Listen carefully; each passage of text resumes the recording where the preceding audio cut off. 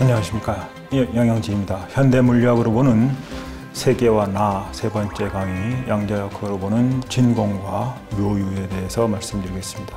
저는 고려대학교 명예교수이고 양자암호를 포함하는 양자정보이론을 전공했습니다.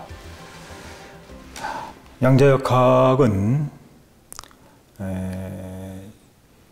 물리학의 아주 기본 이론이기도 하지만 우리가 세계를 어떻게 보아야 하는가 하는 것에 대한 굉장히 중요한 시사점을 전해주는 거라고 생각할 수 있습니다. 그래서 오늘은 양자라는 게 도대체 뭔가, 그리고 우리가 흔히 말하는 이중성이라는 게 뭔가, 입자와 파동의 이중성을 이야기합니다. 그게 뭔가 하는 것을 알아보고, 그 다음에 연기 관계에서 진공과 묘유라고 하는 것이 어떻게 나타나는지, 그리고 어떻게 이해해야 하는지에 관한 말씀을 드리도록 하겠습니다. 우선 양자화라고 하는 것이 영어로는 퀀타이제이션이라고 합니다만, 이거는 우리가 이전에는 그냥 연속된 것으로 보았던 것이 사실은 하나하나의 알갱이다 라고 하는 것이 양자라는 것의 개념입니다. 양을 가지고 있는 어떤 놈, 우리말로는 아마 알갱이라고 하는 것이 가장 좋은 번역이 아닐까 하는 생각을 합니다. 그래서 지금 여기서 그 전등에서 나오는 빛, 이것이 빛 알갱이, 광자라고 합니다만 빛 알갱이로 이루어져 있다 하는 거죠. 그러면 그 빛 알갱이가 뭐냐? 그 빛 알갱이들을 양자라고 합니다. 빛뿐만 아니라 뭐 전자라든가 뭐 다른 굉장히 많은 종류의 양자가 존재하죠. 그럼 가령 전등에서 나온 빛이라고 한다고 하면은 그 하나의 에너지가 얼마가 되느냐라고 하는 것을 우리가 생각해 볼 수가 있습니다. 가령 6,000옹스트롬, 노란색 부근에 6,000옹스트롬의 빛이라고 하면 그 빛 알갱이 하나의 에너지는 3 곱하기 10⁻⁹ 주울 정도 됩니다. 설명해 드릴 일이 많기 때문에 주울이라는 것도 있습니다만, 하여튼 그 3.3 곱하기 10⁻⁹ 주울인데, 그렇게 되면 이제 얘기가 좀 복잡해지니까, 그러면은 33와트, 흔히 보는 전구죠. 그런 33와트의 전구에서 열이 나오지 않고 전부 빛 알갱이만 나온다고 했을 때 33와트의 정도라고 하면은 거기에 빛 알갱이가 몇 개가 있을 수 있는가? 3.3 곱하기 10⁻⁹으로 나누면 됩니다. 그러면은 그것이 10의 20승이 됩니다. 그러니까 33와트의 빛 알갱이가 나온다면은 1초 동안에 10의 20승계의 빛이 나올 수 있다 하는 것이죠. 10의 20승이라고 하는 것도 역시 감이 잘 안 오는데, 이거는 100억 곱하기 100억이 됩니다. 100억 곱하기 100억도 역시 감이 안 오는 이야기일 수가 있으니까 여러분들이 100억 곱하기 100억 원을 가지고 있다. 그래서 보시하는 마음으로 전 세계 인구한테 똑같이 나눠준다. 세계 인구를 100억 명이라고 하면, 그러면 1인당 한 100억 원씩 가질 수 있는, 그러니까 100억 명의 사람이 100억 원 정도 가질 수 있는 돈이 10의 20승 원입니다. 그런데 33와트의 전구에서 1초 동안에 100억 곱하기 100억 개의 양자가 쏟아진다. 그게 너무나 작고, 그 하나의 에너지가 너무나 작기 때문에 우리가 그거를 알갱이라고 느끼지 못하는 거죠. 바닷가에 있는 모래만 하더라도 조금만 떨어져 보면 모래알이 하나도 안 보이는 그것처럼, 그래서 그냥 아무것도 그 알갱이가 없이 그냥 평탄하게 있는 것처럼 보이는 것처럼 전구에서 나오는 빛 알갱이도, 광자도 너무나 그거 하나하나의 에너지가 작기 때문에 우리는 그것을 알갱이라고 느끼지 못하고 양자역학이 나오기 전까지는 그냥 파동이라고 생각했다 하는 것이죠. 그런데 이게 알갱이이기 때문에 설명되는 현상이 하나 있어요. 빛 알갱이가 이렇게 그 알갱이기 때문에 만약에 이제 진동수가 커진다거나 파장이 짧아진다거나 하면은 그 알갱이 하나 에너지가 굉장히 많아집니다. 그러니까 자외선의 에너지, X선의 에너지, 더 크게는 감마선의 에너지는 그 알갱이 하나의 에너지가 굉장히 크죠. 그 알갱이가 우리 몸을 때리면 우리 몸 안에 있는 유전 정보가 변화할 수 있는 위험한 그런 알갱이가 될 수가 있죠. 그거에 비해서 파장이 길다든가 그러면 알갱이 하나하나의 에너지가 작습니다. 그런 거는 맞았을 때 전혀 몸에 해가 없는 그런 것들이 되는. 그래서 양자역학에 의해서 빛 알갱이 하나의 에너지가 얼마냐라고 하는 것이 우리 몸에 유해할 수 있는지 혹은 해가 없는지 하는 것을 알아낼 수 있는 그런 중요한 근거가 된다는 것을 알게 됐습니다. 그런데 이런 그 양자역학은 여기까지 얘기했을 때 벌써 이제 빛은 파동이 아닌가라는 생각을 벌써 하신 분들이 있으리라고 생각을 합니다. 파동이라고 하는 건 뭐냐 하면은 물결이 치는 파동처럼 이렇게 뭔가가 전해지는 거. 그러니까 제가 지금 말할 때 그 이 공기로 에너지가 전달이 되는 건데 이런 거를 파동이라고 합니다. 그러니까 이 제 목의 성대가 떨리면서 공기의 진동을 만들어내는 거죠. 그런데 이 파동은 특성이 뭐냐 하면은 공기 내 이 목젖이 떨려서 만들어진 그 공기 알맹이가 내 말을 듣는 사람의 귀로 들어가는 게 아닙니다. 그게 만약 그렇게 들어간다면 내가 점심에 무엇을 먹었는지 입안에 어떤 냄새가 나는지도 다 코로 맡을 수 있는데 그게 아니라 공기는 그냥 요 근처에서 떨리는 거예요. 떨리는 에너지만 전달돼 가고 공기 알맹이 자체가 이동해가는 게 아닌 그게 파동입니다. 근데 입자라고 하는 것은 여기 한 물건이 있으면 한 물건을 던지면 그 물건 자체가 그냥 다른 걸로 이동해가는 게 입자죠. 그래서 고전역학에서는 입자와 파동이라는 것은 엄격하게 전혀 다른 그러니까 입자면은 파동일 수 없고 파동이면 입자일 수 없는 그런 것들이 입자와 파동의 관계입니다. 그런데 빛은 그 전에 알아봤듯이 굉장히 오랜 기간 동안 빛은 파동이었단 말이에요. 파동의 특성을 가지고 있단 말이에요. 파동은 두 개의 파가 서로 만나면 그 두 개의 파가 서로 더해지기도 하고 두 개의 파가 서로 상쇄시키기도 하고 하는 그런 간섭 활동을 보여줍니다. 그러니까 여기서 제가 말하는 거하고 딱 맞게 어떤 파동을 다시 만들어내면 제 말이 싹 안 들릴 수 있는 그런 게 파동이거든요.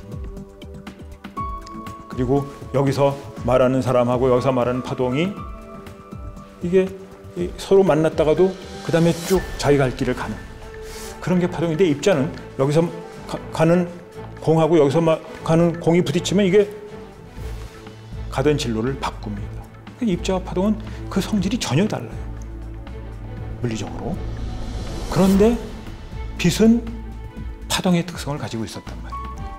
그런데 이 빛이 양자라고 하는 입자다라고 하는 것이 양자역학의 출발점이 됐습니다. 그러니까 빛의 성질을 설명하는 것이 전작인데 이 전자기학에 의하면 빛은 파동이어야 합니다. 파동 방정식을 만족합니다. 전자기 파라고 하는 것은 전기장과 자기장의 파가 전파되고 나가는 그게 빛이거든요. 그래서 전자기학에 의하면 빛은 파동입니다. 그런데 빛은 조금 아까 말씀드렸듯이 전자기학 이론에 의하면 전자기파입니다. 전기자기파입니다. 전기장과 자기장이 공간으로 이렇게 퍼져나가는 그런 파동입니다. 그래서 간섭 효과를 일으키게 됩니다. 그런데 조금 아까 처음에 말씀드린 것처럼 양자 이론에 의하면 빛은 알갱이입니다. 입자입니다. 이게 흑체 복사를 설명하기 위해서 빛을 입자라고 봐야만 한다는 겁니다. 근데 그 후에 광전효과라는 것도 나왔어요. 금속에다가 빛을 쪼이면 여기서 전자가 튀어나오는, 그래서 전기가 흐르게 되는, 그게 광전효과예요. 이건 고전전자기로 설명이 안 되는 겁니다. 이 효과를, 광전효과를 설명하려면 빛이 입자래야만 합니다. 그렇지 않고 빛이 그냥 파동이라면 전자 하나가 튀어나오는데 수십억 년이 걸립니다. 수십억 년 이상의 세월이 걸립니다. 그런데 빛이 만약에 알갱이이기만 하다면, 전자를 때리기만 하면, 빛알갱이는 굉장히 많으니까요. 전자를 때리기만 하면 전자가 튀어나올 수가 있는 거죠. 그래서 광전효과도 빛이 알갱이에만 설명이 되는 겁니다.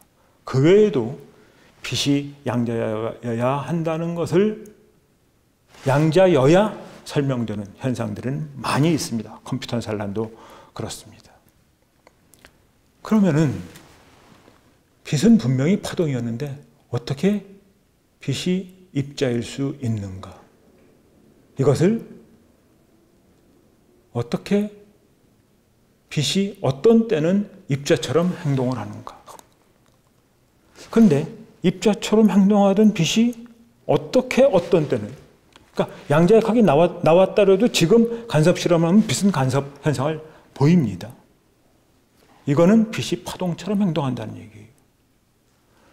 동일한 양자가 어떻게 간섭 실험을 하면은 파동처럼 행동을 하고, 흑체 복사나 광전 효과나 컴퓨터 효과라는 그런 상황에서는 입자처럼 행동하는가? 이것을 도저히 이해할 수가 없었습니다. 그런데 이거는 빛만의 이상한 행동이 아니라는 것을 나중에 또 알게 됩니다. 입자라고 믿었던 전자는 입자라고 우리가 믿고 있습니다. 그 입자가 파동적인 특성을 나타낼 수 있는 그런 환경이 있습니다. 그러니까 어떤 경우에는 전자가 파동처럼 간섭무늬를 나타냅니다. 어떤 경우에는 빛이, 파동이라고 생각했던 빛이 입자처럼 행동합니다. 그래서 일본의 노벨상 수상자인 도모나가는 양자를 수줍은 처녀라고 이야기합니다. 수줍은 처녀는 부끄러움을 잘 타서 바라보기만 해도 그 행동이 달라진다고 하죠. 양자는 어떻게 바라보느냐에 따라서 그 행동이 달라지는 그런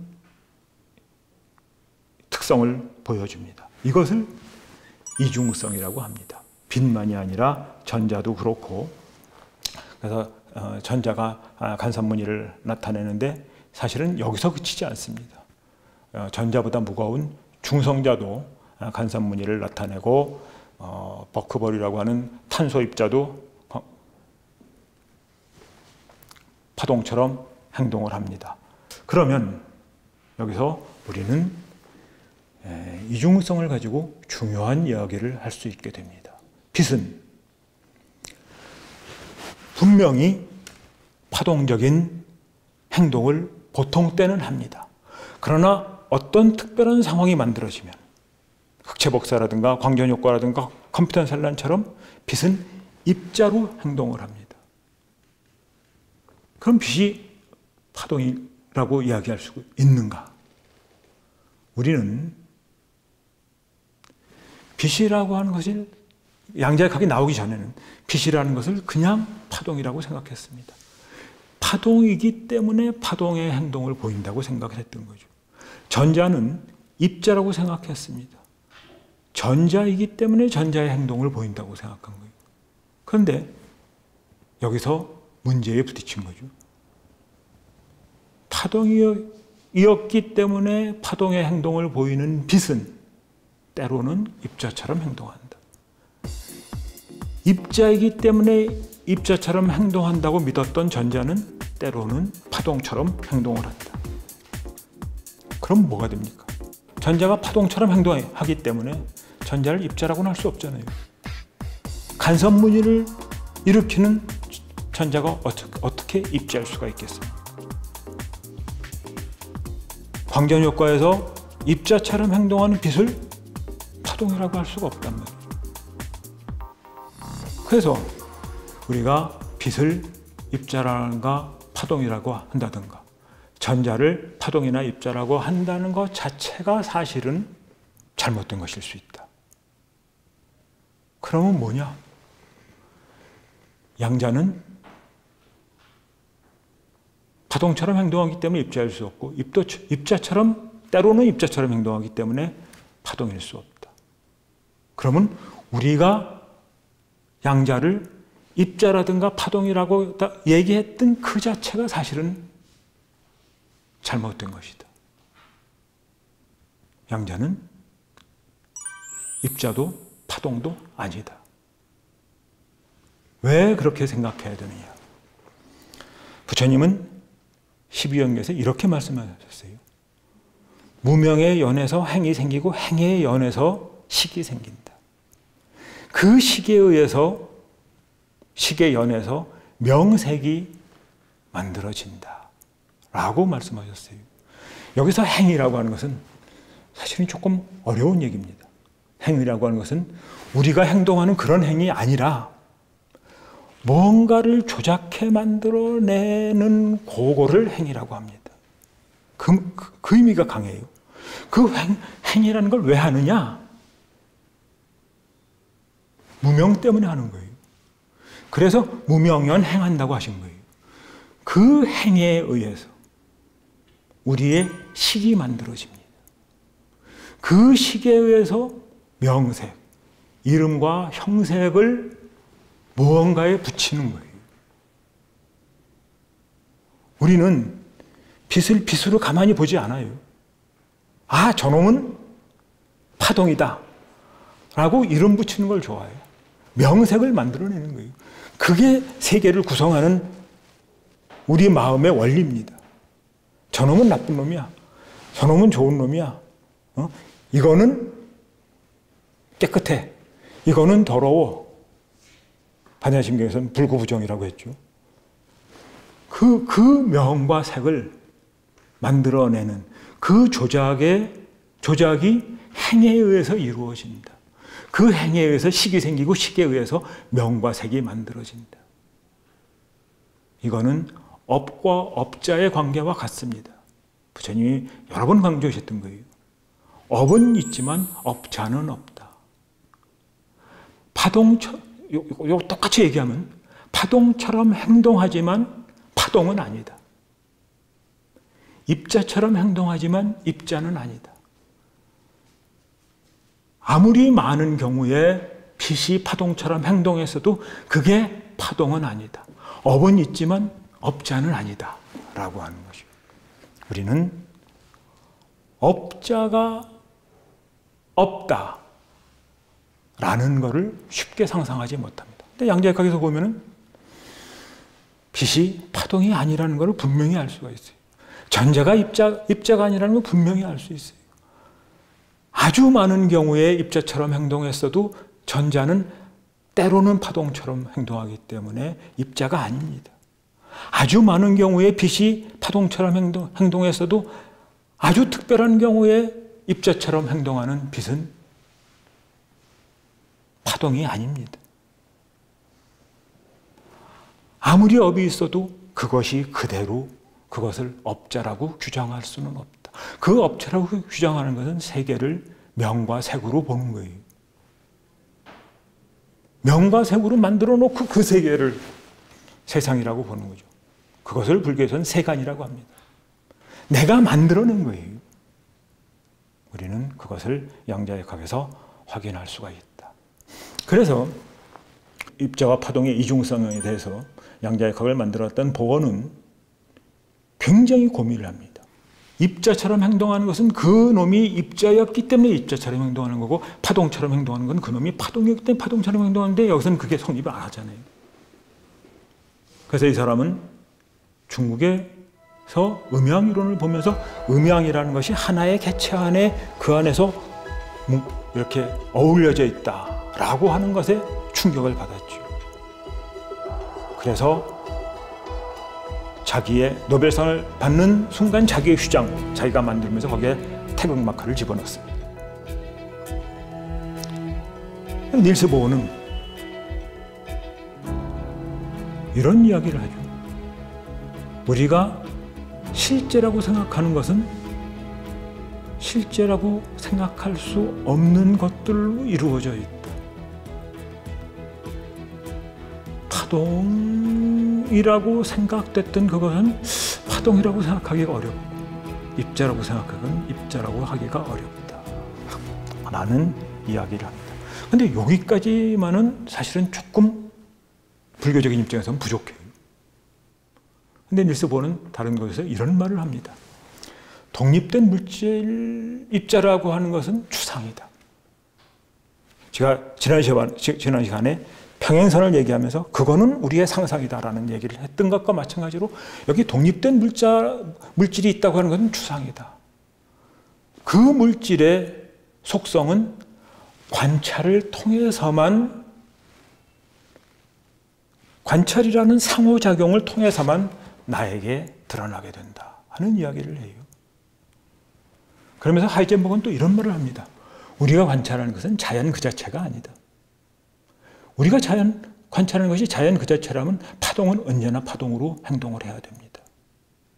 그런데 우리가 어떻게 보느냐에 따라서, 어떤 맥락에서 그놈을 보느냐에 따라서 같은 대상이 어떤 때는 파동으로 행동하고 어떤 때는 입자로 행동하는 거죠.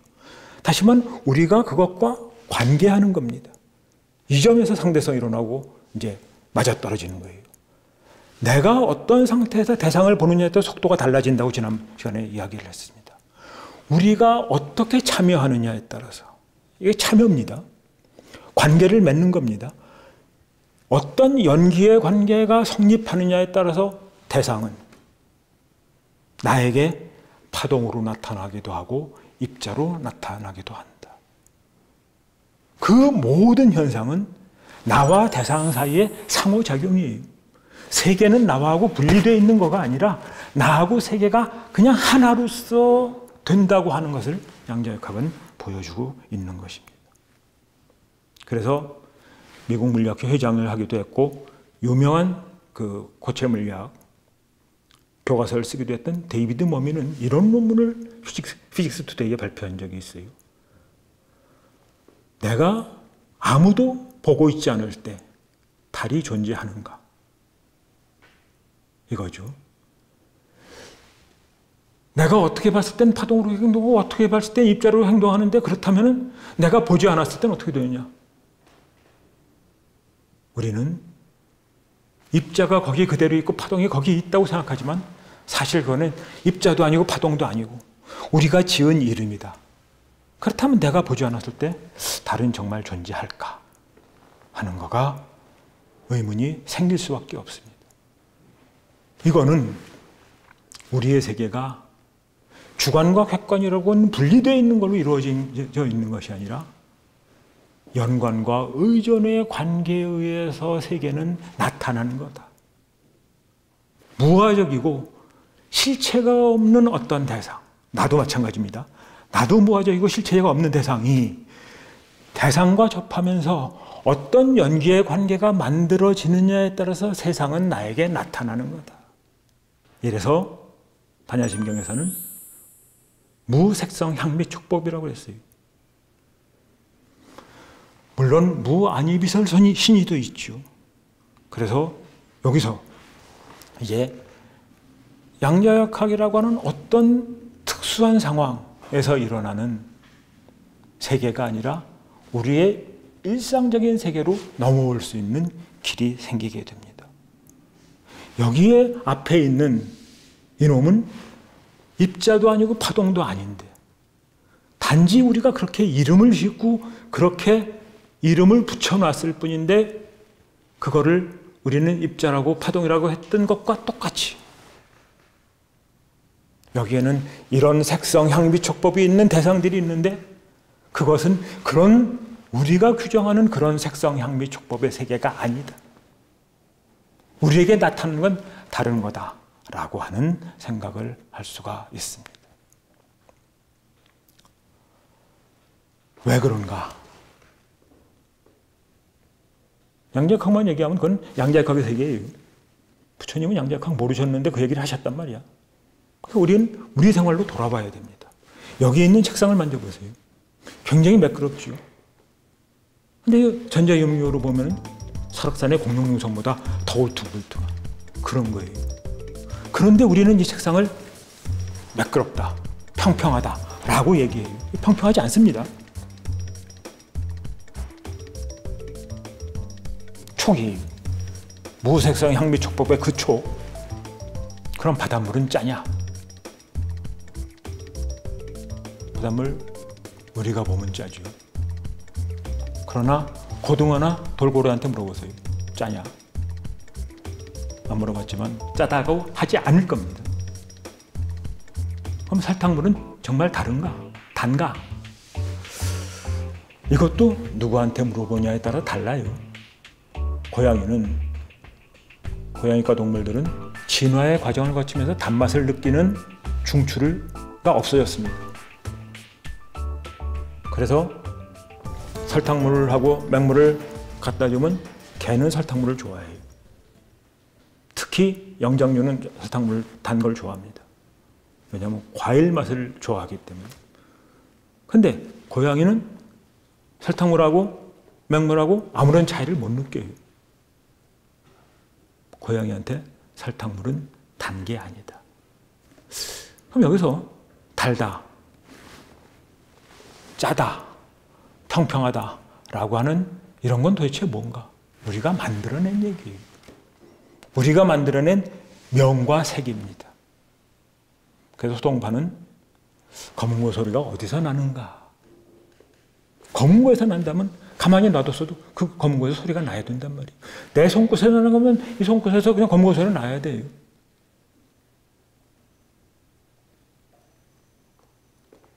그래서 그 소리는 내 손끝과 이 검은고에 현이 어우러지면서 나는 소리지 검은고에 있는 것도 아니고 내 손에 있는 것도 아니다. 검은고하고 어떤 관계를 맺느냐, 어떤 연기의 맥락이 형성되느냐에 따라서 검은고 소리가 나고 짠맛이 느껴지고 단맛이 느껴지고 이거를 매끄럽다고 하고 하는 그런 모든 것이 된다. 우리가 감각을 하는 데서 이제 감각에서 가장 그 중요한 것이 시각입니다. 그래서 내 앞에 있는 사과가 붉은가? 사실은 붉지 않죠. 뭐냐 하면 사과의 모습이 이렇게 있습니다만 여기 이 아랫부분은 검었단 말이에요. 여기는 노랗고 하얗고 이것만 해도 벌써 사과는 붉지 않다는 걸 알 수가 있죠. 그런데 사실은 조금 더 사과의 붉은색을 보면서 우리 몸 안에 무엇가 일어나고 있는가? 여기서 사과에서 나오는 거는 7000옹스트롬 부근의 그냥 전자기일 파일 뿐이에요. 이놈이 수정체를 거쳐서 여기 망막에 요 뒤에 상이 맺혀진단 말이에요. 수정체를 통해서 한 지점에 모이죠. 거기에 요 RGB라고 하는 빨강과 녹색과 파란색이라고 하는 세 개의 그 색을 감지할 수 있는 신경세포가 있습니다. 이 신경세포가 자극을 받아요. 그리고 이것이 시신경을 통해서 대뇌 중추로, 시각 중추로 그 자극이 옮겨집니다. 여기서 생각을 해보세요.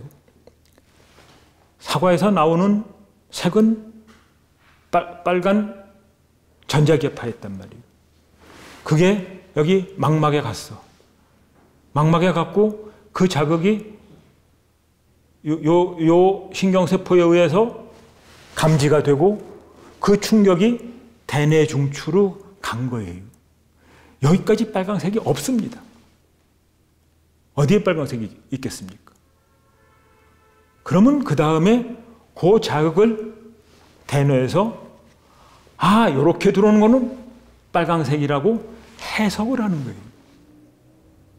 우리가 만든 겁니다. 그래서 여기서 다시 아까 파동도 아니고 입자도 아니면서 파동이나 입자로 나타난다고 하는 것과 똑같은 과정이 여기서 펼쳐집니다. 다시 말하면 사과는 빨강색이 아닌데 다만 전력이 나왔는데 그것을 빨강색이라고 해석하는 것은 대뇌 중추에 와서다. 그 이전까지는 빨강색이 없었는데 대뇌 중추가 만들어낸 거다라는 것을 알 수가 있습니다.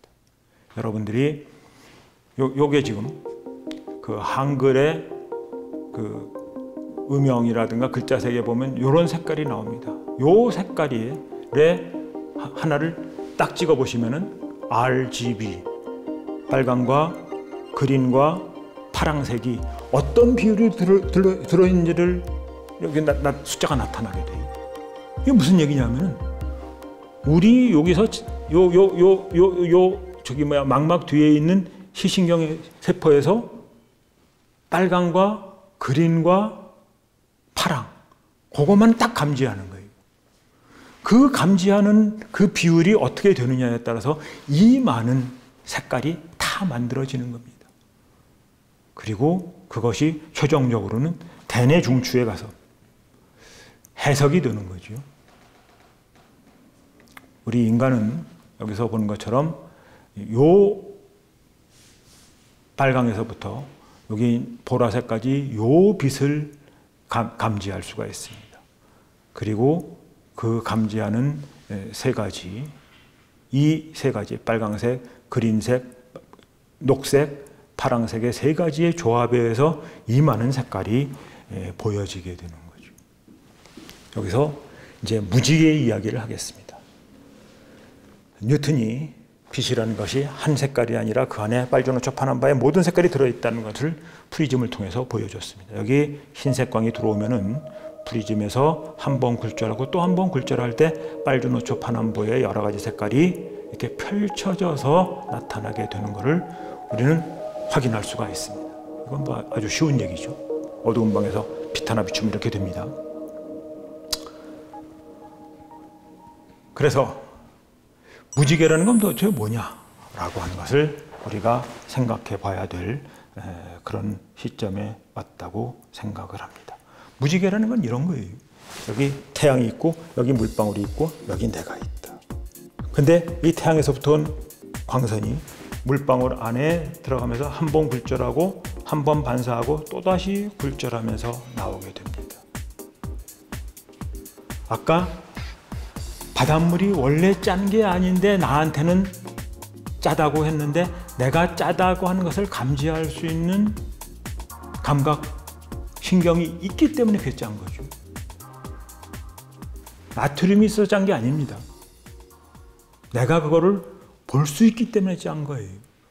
설탕물이 단 거는 내가 단맛을 느낄 수 있는 감각이 있기 때문에 단 거지 설탕이 단 게 아닙니다. 그거와 마찬가지로 요 물방울에서는 빨주노초 파남보가 다 나옵니다. 그런데 내 눈이 여기 바로 이 자리에 있다는 것 때문에 이 물방울에서 나오는 빨주노초 파남보 7가지 색깔 중에서 이 색깔이 퍼져 나오니까 빨강색만을 볼 수가 있습니다. 이 물방울에서도 역시 빨주노초 파남보의 7가지 색깔이 나오는데 이 물방울에서 나오는 빛 중에서는 보라색만을 봅니다. 그게 무지개예요. 그러니까 위쪽에 있는 물방울에서도 빨주노초 파남보가 다 나오고 아래쪽에 있는 물방울에서도 빨주노초 파남보가 다 나오는 거예요. 위쪽에서 빨주노초 파남보가 다 나오는데 그거를 우리는 빨강색이라고 보는 거예요. 아래쪽의 물방울에서도 빨주노초 파남보가 다 나오는데 그것을 우리는 보라색이라고 보는 겁니다.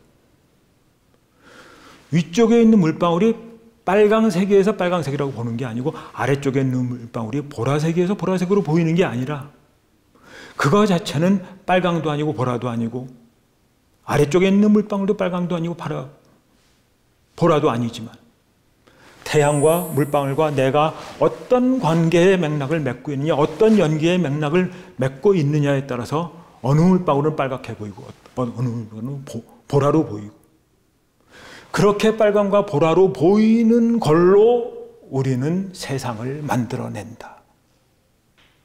이것이 세간입니다. 그래서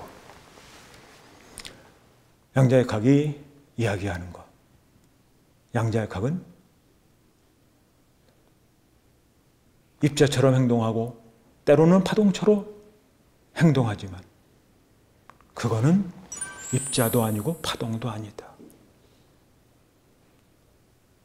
바닷물은 누구한테는 짜고 누구한테는 짜지 않지만 그래서 그것은 짠 게 아니다. 물방울은 어떤 위치에서 보면 똑같은 물방울인데 어떤 물체에서 보면 빨강색으로 보이고 어떤 물체에서는 보라색으로 보이기 때문에 물방울을 빨강이라나 보라라고 하는 명색을 뒤집어 씌울 수는 없다. 우리는 시계 장난에 의해서 명색으로 세계를 봅니다. 그러나 사실 그 세계는 빨강이라고 하는 변하지 않는 본성을 가지고 있는 것이 아니어서 무실체이고 그런 본성을 가질 수가 없기 때문에 무자성입니다. 무자성하고 무실체인 세계, 그것이 무하죠. 나도 무하고 대상도 무하고 나와 대상은 하나로 다 연결되어 있는 그것이 우리의 세계일 수밖에 없다. 하나의 예를 더 든다면 여기 있는 이 공간은 사실 양성자 하나가 있고 어마어마하게 큰 공간을 전자가 돌아다닙니다. 이게 다 빈 공간이에요.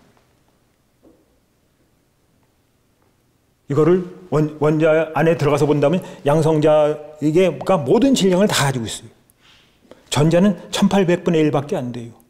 그런 이 양성자는 아주 조그만 부분에 국한되어 있단 말이에요. 이게 다 비어있는 공간이에요. 이게 다 비어있는데 우리는 이거를 뭐가 있다고 그렇게 촉감으로 느끼게 되죠. 그거와 마찬가지로 우리가 이렇게 촉감으로 구성하는 세계, 우리가 색으로 구성하는 세계, 소리로 구성하는 세계, 그렇게 우리의 감각이 받아들이는 걸 보고 대상의 색상, 향미, 촉법이 있다고 생각한다 하는 거죠. 그래서 용서보살은 중론 24장에서 이렇게 이야기를 합니다. 중인연생법, 여러 가지 인연으로 만들어지는 법, 세상, 이것을 나는 공이라고 한다. 그 공을 보면서 내가 갖가지 명색을 붙여서 이름을 만들어내니까 그것이 가명입니다. 실제가 아니에요. 우리는 그 전도몽상의 세계에서 사는 거죠. 그래서 이것은 실제가 아니다. 단지 인연에 의해서 만들어지는 것, 연기의 맥락이 어떻게 형성되느냐에 따라서 나에게 나타나는 것. 그렇지만 여기 뭐가 있잖아요. 그래서 공과 가와 오직 연기밖에 없는 것, 그것을 중도라고 한다. 그래서 인연을 따라서 생하지 않은 존재라는 것은 단 하나도 없다. 연기가 아닌 것이 없다. 그게 공이라고 말씀을 하십니다. 그래서 오늘 강의를 요약을 하면 이렇습니다. 물방울은 빨강도 아니고 보라도 아니고 바로 그렇지만 빨강이나 보라로 나타납니다. 양자는 입자도 아니고 파동도 아니지만 입자나 파동으로 나타납니다. 제가 들기 좋아하는 또 하나의 예는 도봉산을 서울에서 보면 이런 모습이 나타나요. 그걸 남도봉이라고 하겠습니다. 의정부에서 보면 또 다른 모습이 나와요. 그 북도봉이 나타나요. 내가 어디에 위치하느냐에 따라서 나에게 남도봉이 나타나고 나에게 북도봉이 나타나지만 도봉산은 남도봉도 아니고 북도봉도 아니다. 무아무실체이지만 그 명색의 세간, 명색으로 구성되고 명색으로 우리가 만들어낸 세간이 연기로 나타난다. 그래서 화엄경에서는 이렇게 말씀하십니다. 마음은 심여 공화사, 마음은 체주가 많은 화가와 같다. 그래서 세간을 다 그려낸다. 이렇게 만들어지지 않은 거란 존재하지 않는다. 요 짧은 야마천궁 개천품의 개송 백자 안에 세간이라는 말이 두 군데가 나옵니다. 그래서 만약에 누군가가 마음이 움직여서 여러 가지 세간을 두루 만들어낸다는 걸 약인지시명 보조제세간 여러 세간을 두루 만들어내는 것을 안다면 이 사람은 바로 부처를 본 거다. 부처의 진실한 뜻을 안 것이다. 그래서 마지막에는 일체가 다 유심조다 라고 말씀하십니다. 반야심경 얘기 하나만 하고 해서 이 강의를 마치겠습니다. 반야심경에서는 그 짧은 경 안에 공즉시색 색즉시공이라고 했습니다. 여기서 측은 은어스님은 이렇게 말씀하십니다. 자신을 파해서 남이 되는 거라고 얘기했어요. 이건 화엄의 조사들도 비슷한 해석을 합니다. 색즉시공이라는 건 색이 없어지고 그대로 공이 드러나는 겁니다. 색이 사라지고 공이 드러나는 거, 공즉시색은 공이 사라지고 색이 드러나는 게 둘이 같은 말이 아니에요. 색즉시공이라고 할 땐 색이 없어지고 공이 드러나야 돼요. 공즉시색을 할 땐 공이 드러나고 색이 드러나는 거예요. 하나는 색이 없어지고 하나는 공이 없어지고 하나는 공이 드러나고 하나는 색이 드러나는 거. 둘이 다른 말입니다. 그래서 화엄의 일조 두손스님은 색이 사라지고 공이 드러나고 공이 사라지고 색이 드러난다고 했죠. 색이 사라진 바로 그 자리가 그대로 공의 자리입니다. 공이 사라진 그 자리가 바로 그대로 색입니다. 색이 사라져서 공이 돼서 공이 다 없어지고 그것이 아까 양자는 입자도 파동도 아니다. 여기 나타난 사과는 빨간색이 아니다는 거예요. 그렇지만 공이 다 사라지고 색이 만들어지면서 입자도 아니고 파동도 아니지만 때로는 입자로 나한테 보이고 때로는 파동으로 보인다. 그게 공즉시색이에요. 도봉산은 남도봉도 아니고 북도봉도 아니라고 하는 데서 색이 사라지고 공이 드러나는 거죠.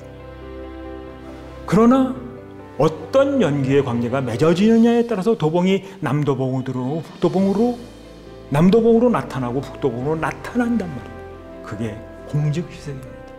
이게 중도이고 이게 연기다. 이게 진공묘유다. 참으로 공이어서 이 세상에 그 신묘한 모든 것이 다 드러나고 있는 것. 그게 공즉시색이죠. 이 두 개가 하나로 뭉쳐서 공과 색이 함께 드러나는 그 세계가 진리의 세계라고 생각을 합니다. 양자역학을 통해서 진공묘유의 세계를 알아봤습니다. 감사합니다.